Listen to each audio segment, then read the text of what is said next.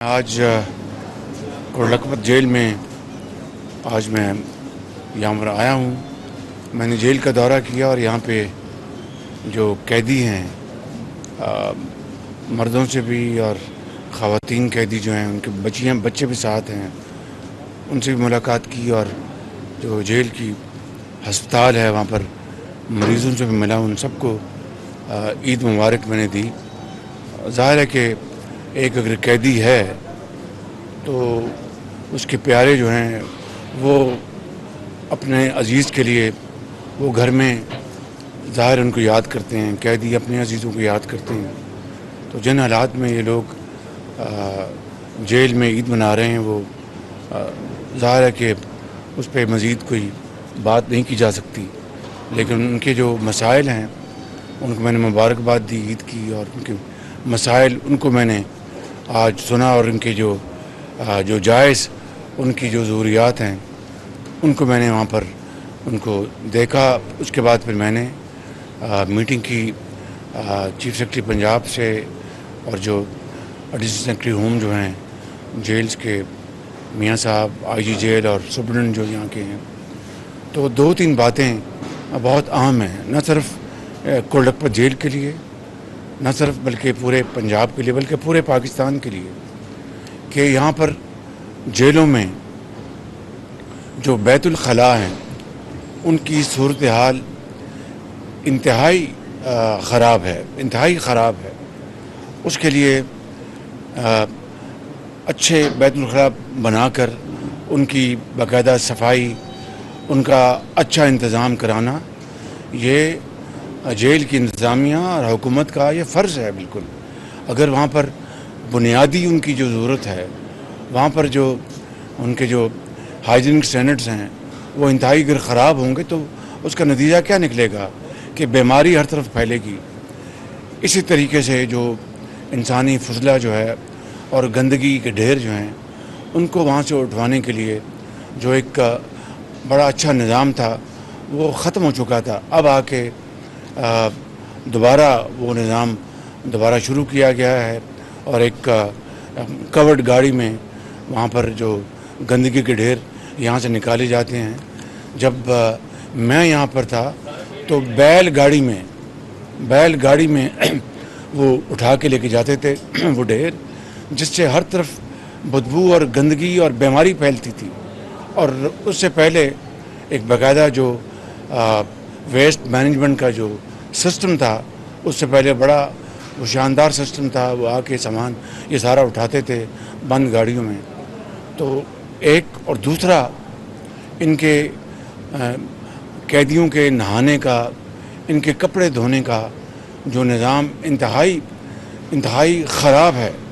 میں نے اس کی بھی میں نے گزارش کی ہے کہ فی الفور اس کو ٹھیک کریں. اور تیسری بات جو بڑی اہم ہے, علاج معالجہ اور دوائیوں کی ترسیل. میں یہاں پر اندر جو بات کر رہا ہوں وہ یہاں نہیں کرنا چاہتا کیونکہ عید کا دن ہے. میں نے اب جو پرپوزل دی ہے چیف سیکرٹری صاحب کو کہ پنجاب میں اور دوسرے صوبوں میں بات کروں گا کہ جہاں پر جیلیں ہیں, مثلا لاہور میں 2 جیلیں ہیں, یہ کوٹلکھپت جیل اور کیمپ جیل, دونوں کے ملا کر 8,000 قیدی ہیں. اب 8,000 قیدیوں میں اگر ایک میں مثال دے رہا ہوں, اللہ تعالیٰ کرے کہ ایک بھی بیمار نہ ہو, لیکن بیماری اور صحت یہ انسانی زندگی کے ساتھ جڑی ہوئی ہے. اس کے لیے اگر لیٹ سے 8,000 قیدیوں میں اگر 5% بھی بیمار ہوں, جو کہ 400 افراد بنتے ہیں, تو ان کے علاج معالجے کا جو نظام ہے وہ انتہائی خراب ہے. یعنی اگر کسی کا اگر سی ٹی اسکین ہونا ہے یا ایم آر آئی ہونا ہے یا کوئی اور ایکس رے ہونا ہے تو ہفتے نہیں مہینے گزر جاتے ہیں, اور وہ قیدی جو ہے وہ دم توڑ جاتا ہے. ایک اس کو سزا ملے اپنے کیے کی, اپنا بالکل وہ قانون اور انصاف کا فیصلہ ہے, مگر اس کے بعد اس کا جو بنیادی جو حق ہے اس کو چھیننا تو وہ تو سرین زیادتی ہے. قرآن کریم بھی اس کی گواہی دیتا ہے کہ بھئی اگر جو قیدیوں کے لیے نرم گوشی اختیار کرو, ان کا کوئی حق جو ہے ان کے حوالے کرو. اور قرآن کریم اس کی گواہی اپنی کئی جگہ دیتا ہے کہ جب ان کو اگر چھڑاؤ گے جس کی پوری ہو گئی مدت تو اس کی اگر جو چھڑاؤ گے تو بڑا ثواب کا کام ہے.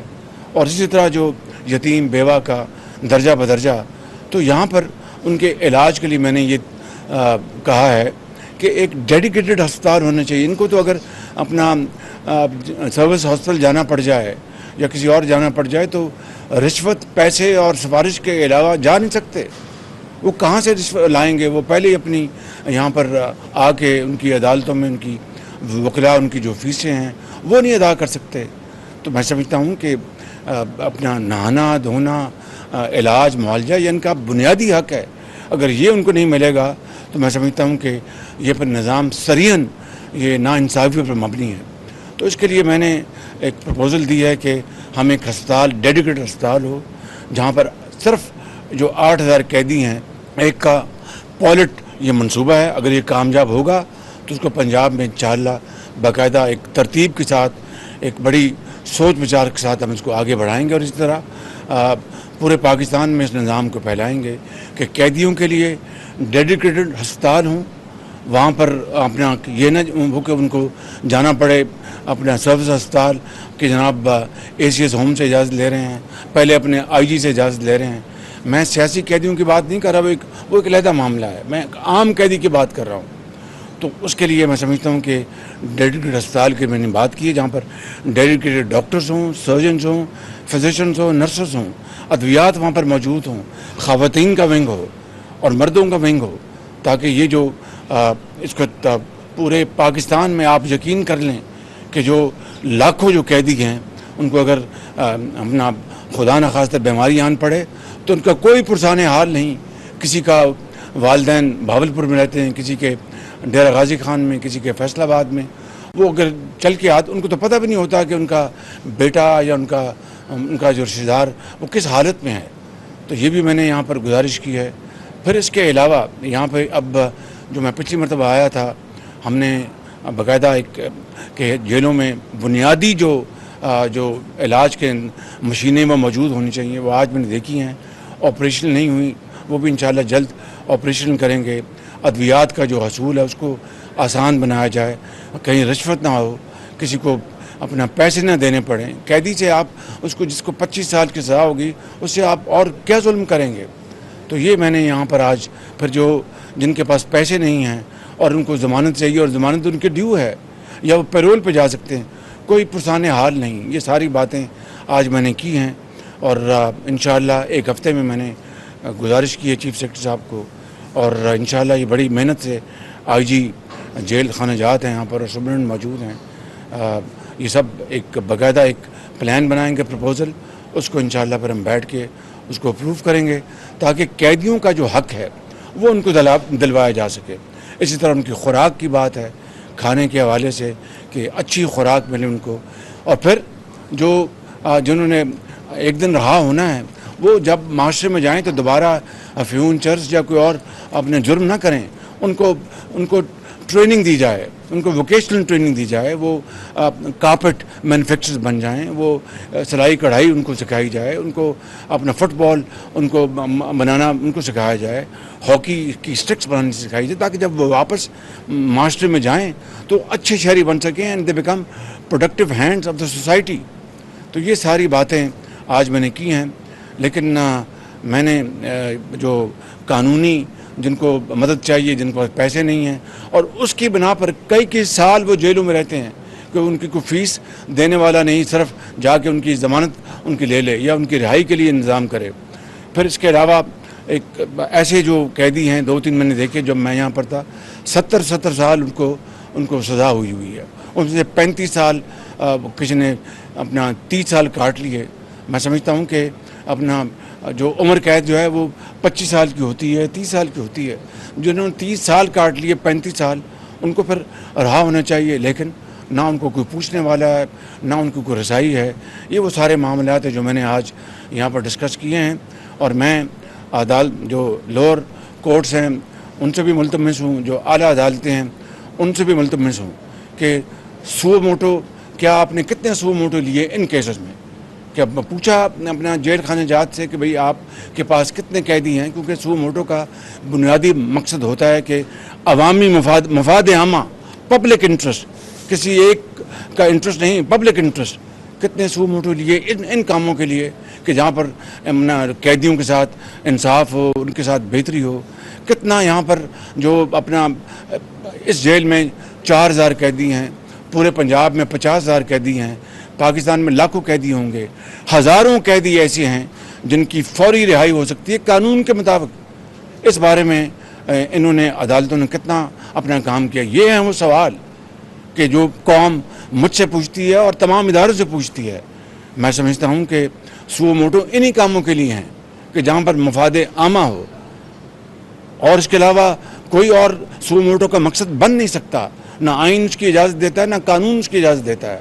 تو میں سمجھتا ہوں کہ آج میں یہاں پر کوڈرپا جیل عید کے دن آیا ہوں، اور میں نے صرف اسی کے لیے میں نے یہاں پر اپنا گفتگو ساری ڈسکشن کی ہے، اور پھر 8 سال سے یہاں پر قیدی بیٹھے ہیں جن کو فوراً رہا ہو جانا چاہیے، مگر ان کے پاس نہ وکیل ہے نہ پیسے ہیں۔